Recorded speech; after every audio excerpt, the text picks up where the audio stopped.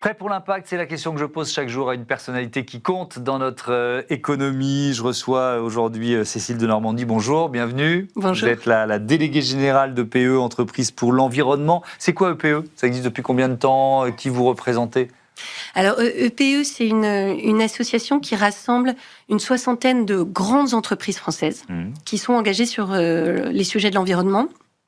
C'est une association qui existe depuis 1992, donc le sommet de la Terre à Rio, qui à l'époque avait généré évidemment des réactions dans le monde privé et avait conduit à la création d'entreprises pour l'environnement. Donc nous, on rassemble ces grandes entreprises. C'est les grands groupes, hein, vraiment. Donc c'est les plus les grandes grands groupes. entreprises. Il y a à peu près 70% du CAC 40, le reste c'est au SBF 120. Donc c'est vraiment une unicité de grands groupes de taille. Ce qui veut donc dire, et on y reviendra peut-être, que c'est des entreprises qui travaillent et qui font leur chiffre d'affaires sur le monde entier, donc qui ont une empreinte internationale. Effectivement, c'est un élément important. Comment vous les aidez? C'est par un travail de réflexion, des contenus, des commissions qui les alimentent en fait en information? C'est effectivement un lieu qui se veut un lieu d'échange entre grandes entreprises où elles échangent sur ce qu'elles font, donc échangent entre pairs sur les bonnes pratiques, sur les choses qu'elles ont enclenchées transformationnelles dans leurs entreprises et qui marchent. C'est aussi un lieu où on peut échanger sur des choses qui ont moins bien marché, et donc on apprend aussi beaucoup de ses pairs quand il y a des choses qui ont moins bien fonctionné. Donc vraiment un lieu d'apprentissage collectif sur les enjeux de la transition écologique. C'est aussi un lieu de travail dans lequel nous, associations, on les alimente sur les sujets émergents du moment, en lien évidemment avec la transition écologique. Et donc, on travaille à la fois sur des dynamiques sectorielles vraiment en lien avec l'environnement, donc le climat, le carbone, la biodiversité, l'eau, la santé environnementale. Donc tout ça, dans ces groupes de travail-là, on travaille avec les directions développement durable de ces grands groupes. Mais ça veut dire que vous avez la capacité, par justement vos actions, ces rendez-vous, de faire évoluer les décisions stratégiques, les choix stratégiques de ces grands groupes?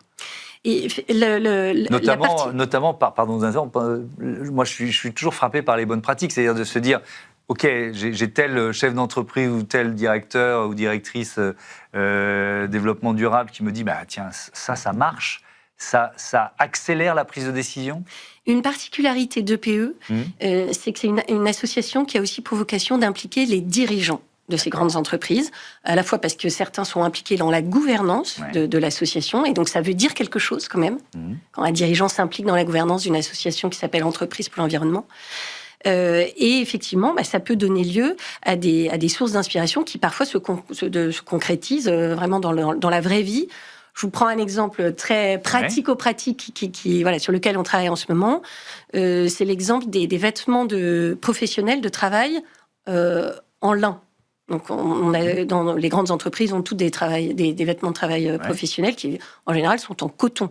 Le coton, c'est une culture qui est irriguée, donc qui consomme beaucoup d'eau, qui traverse le monde entier dans des grands bateaux ou sur des routes, et qu'on ne produit pas en France. Il y a certains de nos membres, je pense à la SNCF ou à EDF, qui se sont inspirés les unes des autres pour travailler sur la mise en place d'une filière de vêtements professionnels en lin, fait en France, avec une culture, comme le lin, qui n'est pas irriguée. Voilà, ça c'est un exemple très concret, très bon exemple, de partage de bonnes pratiques. Finalement, tous les groupes qui ont des vêtements d'entreprise. Alors, la raison d'être de l'association d'Entreprises pour l'environnement, c'est une seule planète et un monde prospère. Le mot prospère, c'est une façon de dire on n'est pas non plus là pour la décroissance? Le monde prospère, c'est une façon de dire que les transformations profondes auxquelles travaillent les entreprises, ça reste pour proposer une vie meilleure. Voilà, c'est aussi de se dire les entreprises, elles peuvent être source de solutions, de transformation positive, et donc c'est aussi cette promesse de prospérité plus pour nous les humains, de se dire la promesse, c'est pas je fais face aux crises et donc je suis dans le réactif et dans le renoncement et je propose que du négatif, mais je réfléchis à rendre la vie meilleure. C'est aussi ça s'applique aussi à toute la réflexion que peuvent avoir les pouvoirs publics. Oui, évidemment, avec aussi cette idée d'une santé commune globale, le One Health Summit qui se tient début avril à Lyon. C'est un peu ça l'idée, la santé humaine, la santé de la planète et aussi, d'une certaine façon, la santé des entreprises. Tout est lié. Vous travaillez sur la préparation de ce sommet pour y faire quoi? Pourquoi il vous semble important? Alors c'est important qu'on parle aujourd'hui du One Health Summit, donc le concept d'une seule santé, qui est un concept qui est assez partagé et compris au niveau justement des pouvoirs publics. Voilà, une santé, donc humaine, animale et végétale. Et finalement, c'est un concept qui peut paraître un peu éloigné du fonctionnement d'une entreprise. Qu'est-ce qu'une entreprise peut avoir à faire avec ce concept d'une seule santé? Et en fait, la réalité, c'est que les entreprises se saisissent de ce concept-là quand elles se mettent à réfléchir la transition écologique en des termes de transition intégrée. C'est-à-dire ce que je fais, par exemple, pour diminuer mon empreinte carbone, il faut que je le réfléchisse en me disant, il ne faut pas que ça aille augmenter mon impact négatif sur la biodiversité, par exemple, pour prendre cet exemple-là. Ou alors, utiliser plus d'eau et donc augmenter mon impact négatif sur l'eau. Donc, je réfléchis de façon intégrée pour prendre en compte tous les enjeux de la transition écologique. Et donc, dans le cadre de ce congrès One Health, qui est organisé par la France, dont la France a la présidence en avril, et il nous semble important et intéressant de montrer aussi de quelle façon les entreprises peuvent contribuer sur ce sujet d'une seule santé.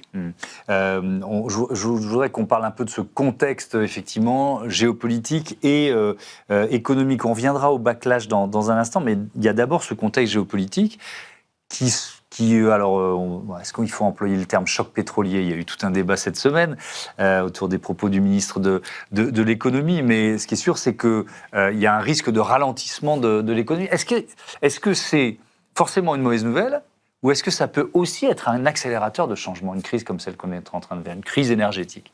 C'est vrai qu'on vit sans doute un moment de bascule, alors là, qui se concrétise vraiment très fort ces jours-ci avec le blocage du détroit d'Ormuz, mais qui est en réalité enclenché depuis quelques mois, je dirais peut-être depuis l'élection de Donald Trump, pour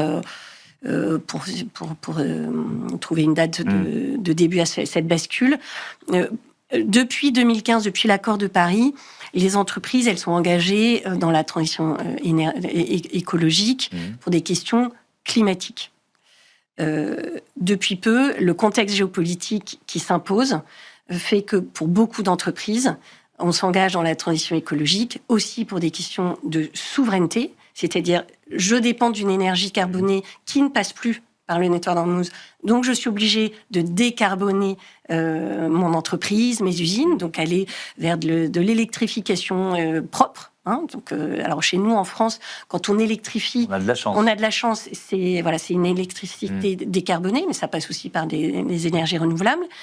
C'est une des questions de compétitivité. Quand je dépends, par exemple, de plastique, parce qu'on parle beaucoup du pétrole, il y a aussi beaucoup de produits chimiques qui sont bloqués par le détroit d'Ormuz. Donc, je pense au plastique, je pense à tout ce qui permet de fabriquer les engrais. Évidemment, ça accélère des changements qui sont rendus nécessaires par ces questions aussi de compétitivité, puisque les prix explosent. Et pour vous prendre l'exemple du plastique, très concrètement, ça veut dire, est-ce qu'il faut que j'accélère sur le recyclage du plastique? Parce que on voit bien que il y a parfois des événements géopolitiques qui bloquent complètement les process. Et donc vous, alors c'est sûrement trop tôt pour le dire, mais on peut prendre alors là on a le recul, on peut prendre la crise provoquée par l'invasion de l'Ukraine par la Russie, qui a déjà provoqué une crise inflationniste, une crise sur l'énergie. L'accélérateur de changement, vous l'avez vu à l'œuvre dans les grandes entreprises que vous représentez à ce moment-là? Ce qui a été très notable au moment de la crise ukrainienne, c'est qu'effectivement, là, pour des questions vraiment de coûts, tout ce qui a été engagé sur les travaux d'efficacité énergétique, c'est-à-dire je consomme moins d'énergie parce que ma facture explose, ont été extrêmement mis en avant et développés plus vite de ce fait-là, parce qu'on va chercher les fuites de chaleur, les fuites les inefficacités dans le fonctionnement des usines, et ça a un effet vertueux sur le climat immédiat et sur la facture d'électricité immédiatement aussi. Je vais vous citer pour parler du backlash. La majorité silencieuse n'est pas du tout dans le backlash. Nos membres, qui représentent les plus grandes entreprises françaises, sont même plutôt moteurs. Important de réenchanter le récit, ça on pourra en parler, pour montrer le rôle positif des entreprises dans la transition écologique. Je suis d'accord avec vous là-dessus. Le rôle des entreprises pour trouver de nouveaux récits et sortir du tout anxiogène, on va dire, c'est assez évident. Mais quand même, ce retour de bâton, ce backlash, il est réel. Par exemple, pour les grands groupes qui travaillent aux États-Unis, comment ils font aujourd'hui ? C'est pas forcément ce que je constate. Ouais. En réalité, alors c'est vrai que les membres d'EPE sont des très grands groupes. Donc quand on engage une transformation dans un très grand groupe, on engage du coup des investissements, on engage des équipes, et en fait, on change pas de cap tous les 6 mois parce qu'il y a une déclaration politique qui viendrait amoindrir. Donc nous, ce qu'on constate, c'est que les transformations qui sont engagées, elles sont poursuivies, que les investissements, ils continuent de se faire, qu'il y a 70% des entreprises qui déclarent vouloir poursuivre et augmenter leurs investissements dans la transition écologique. Donc ça veut dire quoi ? Ça veut dire qu'elles gomment certains mots de leur communication ? Donc ce backlash, effectivement, il peut se caractériser de façon effectivement très, très concrète sur les entreprises qui travaillent aux États-Unis par une modification très profonde de leur vocabulaire. Donc voilà, il y a des mots bannis, des mots comme climat. Voilà, tout simplement, on ne parle pas de climat, on ne parle pas de changement climatique. Donc, on remplace par des mots qui passent les fourches codines de l'administration. Mais néanmoins, les changements. Ça ne veut pas dire qu'il y a un changement de politique, il n'y a pas un changement de stratégie. C'est plus quoi, une espèce de cosmétique sémantique. Il y a une cosmétique sémantique et il n'y a pas de changement stratégique majeur. Pour les raisons qu'on vient d'évoquer, de souveraineté et de compétitivité, mais aussi pour des raisons, je dirais, très concrètes de sécurité physique. Parce qu'en fait, le changement climatique dont on parle tant, vous et moi, mais c'est pareil pour les entreprises, elles en voient les effets en réalité dès aujourd'hui. Quand on parle d'inondations, quand on parle de sécheresse, bien sûr. Quand on parle de tempêtes, ça veut dire des usines qui se ferment, ça veut dire des gens qui ne peuvent plus aller au travail. Et donc tout ça fait que ce changement climatique s'imposant, les stratégies des entreprises pour s'adapter, cette fois-ci, au changement climatique, elles sont également en cours. Oui, mais on est dans une concurrence entre continents. Et donc, dans le même moment, l'Europe, elle freine aussi sur ses ambitions environnementales. Le Green Deal, le Pacte vert, il est un peu détricoté sur un certain nombre d'enjeux, d'ambitions. Est-ce que ce n'était pas justement le meilleur moment pour afficher plus d'ambitions environnementales ? L'Europe, avec la CSRD, puisque c'est un peu de ça dont on parle là, ça c'est le bilan extra-financier. Pas seulement, il y a aussi, pardon de vous interrompre, mais il y a aussi, par exemple, l'objectif 2035 sur la fin des ventes de véhicules thermiques. C'est aussi un vrai coup de frein. Et l'ambition de l'Europe, ça a été quand même longtemps d'avoir ce coup d'avance. Oui. Et d'être moteur. Oui. Et ce qu'on peut dire aujourd'hui, ce qu'on constate, c'est que la Chine se met à faire quelque chose qui ressemble de très près à la CSRD européenne, finalement, et que donc, quand même, ce rôle moteur sur des ambitions mondiales à la hauteur des enjeux, il peut être réel, et évidemment qu'il faut pousser en ce sens, puisqu'on voit bien que ça peut emporter ses effets. Et je dirais par ailleurs que la Chine est aujourd'hui le leader mondial en termes de transformation écologique de son économie et de ses entreprises, et de très loin sur certains aspects. Quand on parle du photovoltaïque, quand on parle de la voiture électrique, justement, la production des batteries. Et donc, nécessairement, ça doit nous interpeller. Ça doit nous questionner. Alors, on va consacrer un chapitre important aux questions de l'eau, aux enjeux hydriques. En quoi ça devient vraiment une question stratégique pour les entreprises que vous représentez, pour la continuité de leurs activités ? Les sécheresses de 2022 et 2023 en France, qui ont conduit à des arrêtés préfectoraux, des arrêtés sécheresse, donc ça veut dire... j'arrête certaines activités qui consomment de l'eau parce que j'en ai pas assez pour tous les usages, ont été pour beaucoup un déclencheur quand même d'une réalité hydrique qui n'était pas forcément complètement touchée du doigt dans nos géographies tempérées. Mais c'est vrai qu'on a eu des arrêtés sécheresse, y compris en Normandie quand même. Donc, voilà, c'est des choses qu'on n'imaginait pas pouvoir nous arriver, en tout cas pas si vite. Et pour beaucoup d'entreprises qui dépendent de l'eau pour leur process industriel, pour leur capacité de fabrication et de production, ou par exemple pour une centrale nucléaire pour refroidir ces réacteurs nucléaires, c'est nécessairement un enjeu qui est aujourd'hui nécessaire à prendre en compte. Et finalement, la question que doivent se poser les entreprises et qu'elles se posent, c'est pas combien aujourd'hui me coûte mon mètre cube d'eau que j'ai, c'est combien va me coûter le mètre cube d'eau que je n'aurai pas. Donc le jour où je n'ai pas ce mètre cube d'eau qui me manque, quel coût ça a pour mon entreprise? Et ça peut vouloir dire pour certaines entreprises éteindre une usine. Éteindre une usine, vous imaginez toutes les conséquences que ça a, ne serait-ce que pour la rallumer en termes de consommation justement énergétique, mais d'arrêt tout simplement de l'activité de l'entreprise. Donc cette question de l'eau, elle est très prégnante de ce point de vue-là pour les entreprises. Il y a aussi des questions de qualité de l'eau qui sont aussi avec quelles solutions qui sont déjà enclenchées ou sur lesquelles vous réfléchissez?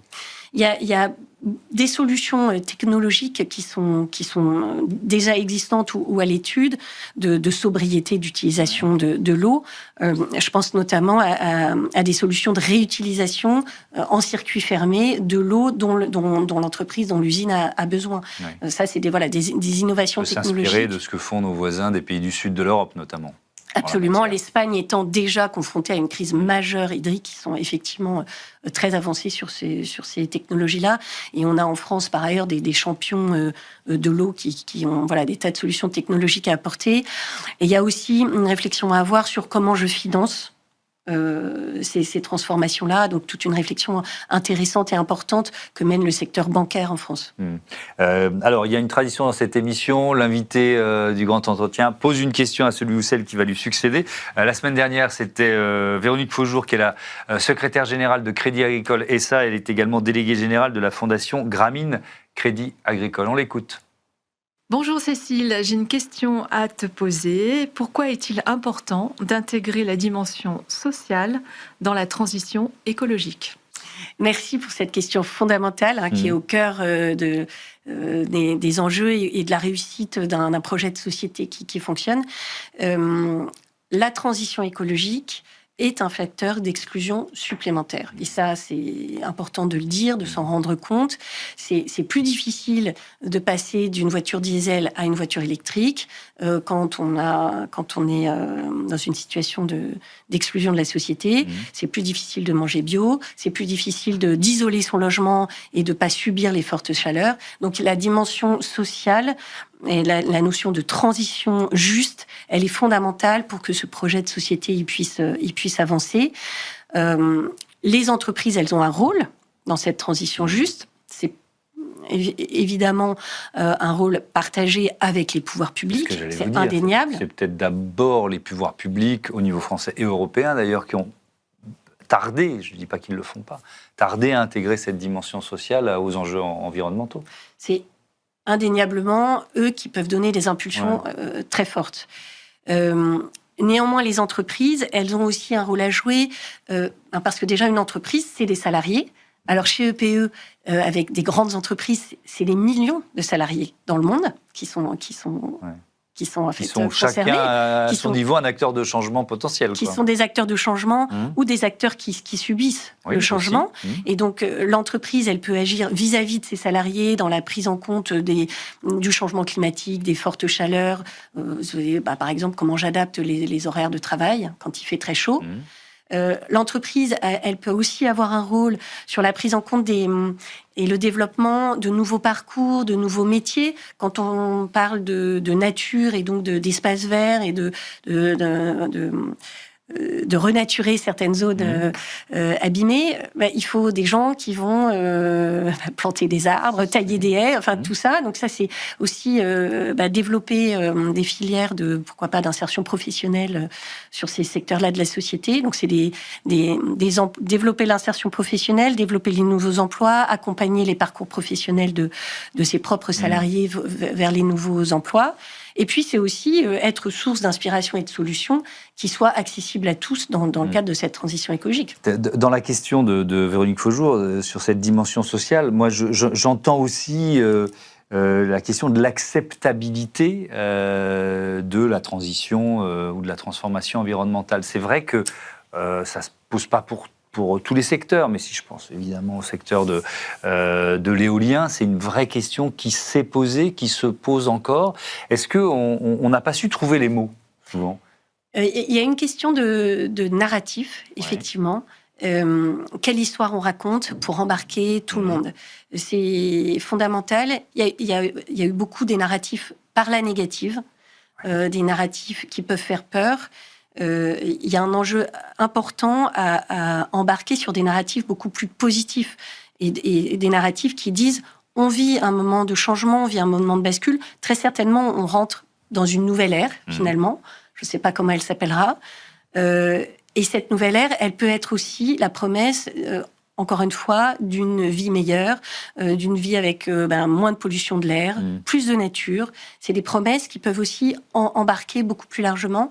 Cette question du narratif, elle est très importante à l'échelle des entreprises pour embarquer toute leur chaîne de valeur, c'est-à-dire leurs fournisseurs, leurs clients, évidemment leurs salariés, et puis aussi les dirigeants. Mais parfois, elles hésitent à communiquer sur ce qu'elles font bien. Parce qu'elles ont peur d'être attaquées. On ne peut pas tout faire bien quand on engage une transformation environnementale ou sociétale. Il y a effectivement cette réticence parfois à parler des mutations positives ou des externalités positives d'une entreprise.